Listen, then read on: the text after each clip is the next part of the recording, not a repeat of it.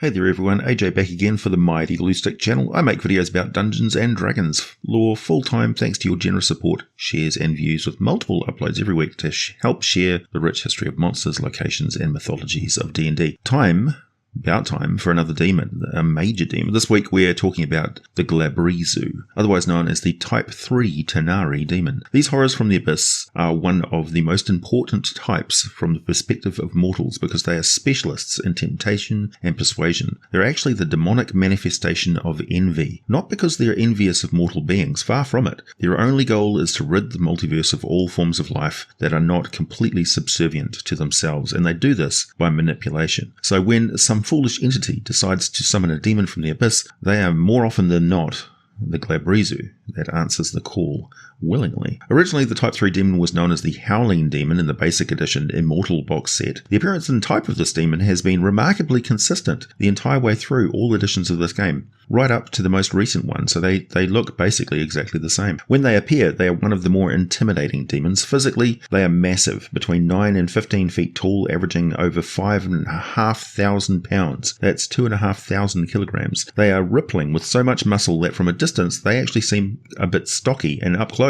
the hulking mass of them seems like it would be clumsy, particularly if they have these massively oversized arms ending in huge pincers that can easily slice a humanoid cleanly in half. The shoulders, back, thighs and head are all heavily armored with thick hide, scales and growths of horns. Their face appears canine in general shape with a razor-fanged muzzle. Their eyes are not bestial though.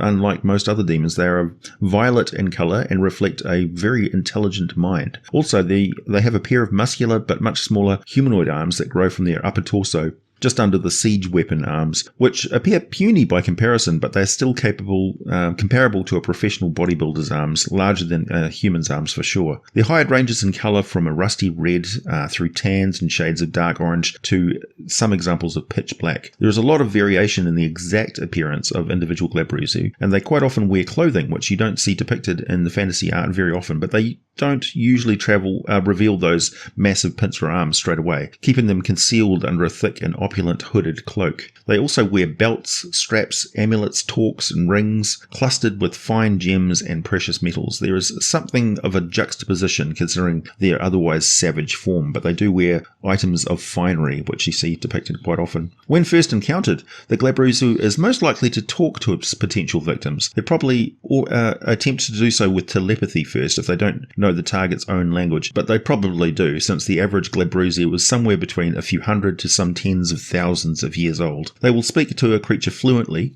and they will only speak in Abyssal if they're spoken to in Abyssal first, since it's a language that most mortal creatures barely even recognize as a spoken language at all, and it sounds very unpleasant. Glabrezu are extremely intelligent and manipulative. They have an intelligence of 19, wisdom of 17, and charisma of 16. They're also very resourceful and keep a very close tab on any beings that play a part in their plans, both past, present, and future. They're well known to have grudges and long schemes that last for generations. If a character ever deals with a Glabrezu, they might not realize at first, but they've just gained a very powerful stalker for their entire life. Their physical attacks are formidable, and it's interesting that between the editions, these melee attacks and magical abilities have changed far more than anything else about them. So despite having a fang-filled canine jaw, they don't have the bite attack in 5th edition. You might want to restore that ability to them, in which case it would be +9 to hit and do the same amount of damage as their smaller arm attacks. The claws on their more human-sized arms have been replaced with bludgeoning damage,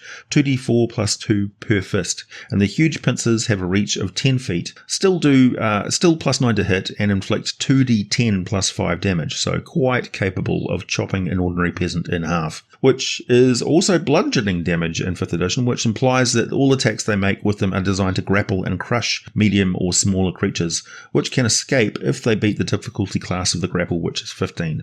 Feel free to have them stab or slash at their victims with those claws instead. It doesn't really matter damage-wise. Also, that grapple power is considerable. With their large size and strength of 20, they can lift 1,200 pounds or 544 kilograms, so they can easily hurl even a heavily armoured Goliath fighter clear across a room, or pick them up and slam them down on top of a stalagmite formation and impale them, or they could use a medium creature as an improvised thrown weapon or a club. They can also make 2 pincer grapples and 2 smaller arm attacks each round. The smaller arms could be holding enchanted swords or some longer range reached weapon, which keeping themselves out of the typical 5-foot melee range of most medium-sized adventurers' weapon. And of course, they can also cast spells, which is one of their main aspects. The Glabrezu's innate spellcasting ability is intelligence. Their average spell save DC is 16, and they can cast the following spells requiring no material components, just as a basic list, so feel free to modify this as you see fit. Individual Glabrezu are quite specialized sometimes. So at will, they can cast darkness, detect magic, and dispel magic, which complements their permanent 120-foot True Sight ability. True Sight should not be underestimated, as it's one of the more potent mystical abilities in my experience. The Glabrezu can see in normal and magical darkness, see invisible creatures and objects, including the ability to see into the border ethereal and ethereal creatures. It can automatically detect visual illusions and succeed on saving throws against them. And it perceives the original form of any shape changer or creature that is transformed by magic, which is quite potent. Once per day, it can cast Confusion, Fly, or Power Word Stun, once only. And there's no reason why the Glabrezu could not also have class levels as a wizard or sorcerer on top of these innate abilities, or if they serve a powerful demon lord, they could have warlock abilities. One does not prevent or supplant the other. Also, in previous editions, and quite important to the overall role, the methods and terrible power of the Glabrezu, they could also cast Wish, the Wish spell, for a mortal creature once per month, and they could only do this willingly if the end result was going to be something pretty damn evil. Otherwise, they would need to be compelled, coerced to grant this spell. Or they could twist it they would generally twist it in whatever way they could do to work against the mortal who asked for it. This was phased out after 3.5 edition, but I see no reason why this could not be the tempting prize that the Glabrezu uses to corrupt and control any mortal that's foolish enough to try and bargain with them. As a moderately powerful demon, the Glabrezu has advantage on saving throws against spells and other magical effects, and the demon nature provides them with damage resistance to cold, fire, lightning, bludgeoning, piercing, and slashing from non-magical weapons, so they get half damage from quite a lot of things, as well as total immunity to poison as per usual. They start out as a challenge rating 9 with a natural armor class of 17 and at least 157 hit points, with a moderate speed of 40 feet. Still fast, but not that fast for a creature of their size. It's like a 15-foot tall giant. It is optional if you want to include the ability for demons to summon other demons. Personally, I think this is a vital part of why demons are so dangerous to deal with. In the Glabrezu's case, they have a 30% chance of summoning 1 to 3 Vroks, or a couple of Hezraus, or one other Glabrezu. In 5th edition, a summoned demon appears in an unoccupied space within 60 feet of its summoner and acts as an ally of the summoner and can't summon other demons. It remains for 1 minute until its summoner dies, or until its summoner dismisses it as an action, or if it dies. This is very mild and watered down as a version of this ability, but I think it works quite well mechanically. But why the demons summoned are unable to summon demons of their own with their own summoning ability is baffling, though. I mean, it makes no sense other than game mechanics. It has no story-based, lore-based reason for this limitation, so I generally ignore it. That means if a Glabrezu rolls under the 30% and they've managed to summon another Glabrezu, and that Glabrezu on its action can summon another Glabrezu, etc. That's one of the reasons why demons are so dangerous. As I mentioned, the Glabrezu is almost devilish in their ability to tempt and lure mortals using their own greed and envy. They will stoke the fires of vengeance, chill the heart, and inspire murderous schemes. Counsel for the acquisition of power and advise that the best way to use it, the only worthy use of it, is to the abuse of others and punishment of any slight. The satisfaction of lording it over those who once consider themselves superior in any way. So they will work their way into the psyche of whoever they're dealing with, and they are masters of manipulation. The demon will make dazzling promises and describe rewards of unparalleled power, riches, and experiences in exchange for the victim's pledge to perform some tasks for it.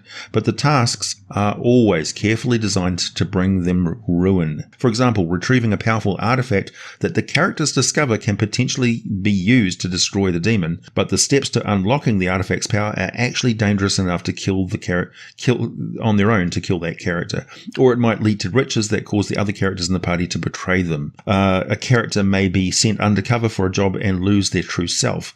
No one will ever remember who they are, or recognize them, or remember their name. A character motivated by a search for knowledge may be sent off on a solo journey and driven mad. The corrupted soul turned into some accursed form, such as an Alip or a Bodak, because they delved into knowledge that the demon knew would destroy them. An experience-seeking character may be granted whatever they want in a way that will bring them pain and unhappiness and destroy their capacity to enjoy or even feel life, turning them into a monster in the eyes of their former friends and family.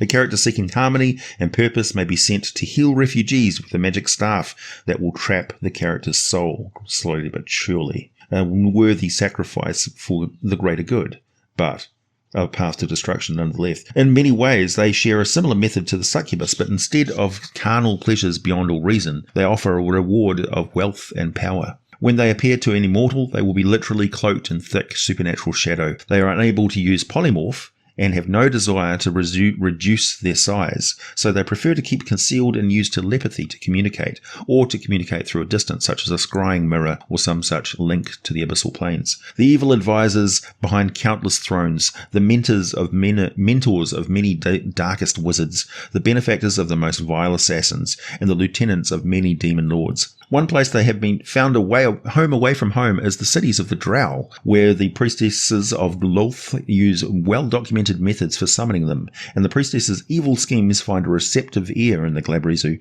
who answers their summoning call. They're also known to exchange more than words and goods with the priestesses. They are also the demons that mate with Drow to produce the Dragloth, a horrific version of a Drow cambion. Many of the known Glabrezu active at one time or another in the Forgotten Realms have been summoned by or had dealings with the Drow, such as Belshazu, a Glabrezu with black skin, violet eyes, and yellow fangs, who was summoned by the wizard Faerun Mizram in the year 1372 DR, and the wizard and his group, led by Quinthal Bainray, wanted to know a way to get to the demon-wed pits, and also had a plan to mate with the demon, but that Lolth sanctioned event happened later, and the Drow priestess and matron mother of the first House of Menzo Baranzan, Trail Bainray, who subsequently gave birth to the Dragloth named Jegred. The wizard Faerun tricked and trapped the demon with a pool of frozen water instead of a summoning circle. Belshazu had to cut off one of his legs and leave it behind in the material plane to escape. Later on, he tried to get his revenge on the mortals when the wizard and his group travelled to the abyss. However, he was ultimately slain by Faerun with a Wail of the Banshee spell when they battled the demon on the plane of infinite portals. One thing we learn without a doubt from this tale is that the Glabrezu have absolutely no form of parental bond with their offspring. They treat them the same way as any other mortal creature. Also related to that tale is Bismatek, who was the Glabrezu who acted as the Baelor Urtu's second-in-command, and was sent to the material plane to help Matron Bainray in her quest to take Mithril Hall, while Urtu was still under the restrictions of his banishment from an earlier story. But Bismatek was later killed by the dwarf Brunor Battlehammer's adopted human daughter, Catti Bree. Related to these heroes, and linking their tale with that of the human cleric Catelli, is the Glabrezu named Ms. Farak, who is reputedly quite unusually stupid for his kind. Ms. Farak was summoned on a regular basis by Catelli for a 10-day, as Catelli sought specific news of various individuals' whereabouts on the world of Toril. Immediately after Catelli got the information he wanted, the demon was banished for 100 years, though mainly because the demon was stupid enough to openly threaten Catelli's family, which he did not tolerate. Nab Thattoron was a powerful Glabrezu with a personal retinue, an entourage. He was part of an invasion force defeated at Red Gorge by Sarubar Spellmason and his allies. The Glabrezu was held responsible for this outcome by an yet unknown, unnamed demon lord, and most unusually was banished to the prime material plane for his part in this for as long as Red Gorge remained unconquered. So he was banished to complete the job. So he remains the lord of the Demon Scar, unable to return to the Abyss for 100 years. Quinix was a Glabrezu living in the ruins of the Gate of Iron Fangs on the southwestern tip of the Forest of Amtar. He originally travelled through a portal into the Forest of Amtar. The ruins of the gate were also the home to a large tribe of gnolls, whom he easily took over. The gnolls thought that he was a representative of their god, Yinogu. Taking advantage of the monstrous minions and their mistake, Quinix used them to stage organised raids in the area near Dambrath, Chaneth Gate and Rethmar on the southern coast of Faerun. His ultimate goal was to raid Halrua with the humans who he controlled out of the outlaw waste grasslands. Since Halrua is well known to be a magically rich country, it seems in many ways that Quinix was mainly motivated with the acquisition of huge amounts of personal wealth, possibly so he could corrupt more and more humans with such outrageous wealth that he acquired. Few other recorded names, but there's Sinmaker, Yikndri, and Tanatel. Tanatel is a servant of the god Bane, who was residing in Moanda's body in the astral plane while it was still sleeping. In 1485 to 1486 DR, during the tumultuous events in the Underdark, Glabrezus were among the demons that wandered the streets openly of Menzoberranzan and participated in the failed defense of Quixolararin against the dwarves. In that conflict, the Glabrezu slew former King Conrad Brawnanvil, and it was also reported that a Marilith demon active in the world of Toril had a couple of Glabrezu serving as her personal bodyguards. Not that a Marilith really needs them, so it is probably more of a display of her power more than anything else. Just a reminder, if you've not subscribed or have been subscribed for a long time but not watched the video for a while, it may help to unsub and subscribe again. Make sure you click the notification bell and you should see regular uploads from me every week.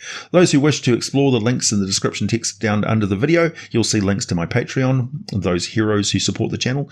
Anyone who donates at least $1 per month gets access to every one of the scripts that I write for these videos, with all their detailed lore, as well as the correct spelling for the names that I probably mispronounce, as well as having special access to me. I will research things for my patrons, answer questions, and may even make videos on subjects they request from me from time to time. There is a video there also that only patrons can see, and there will be more of those every month.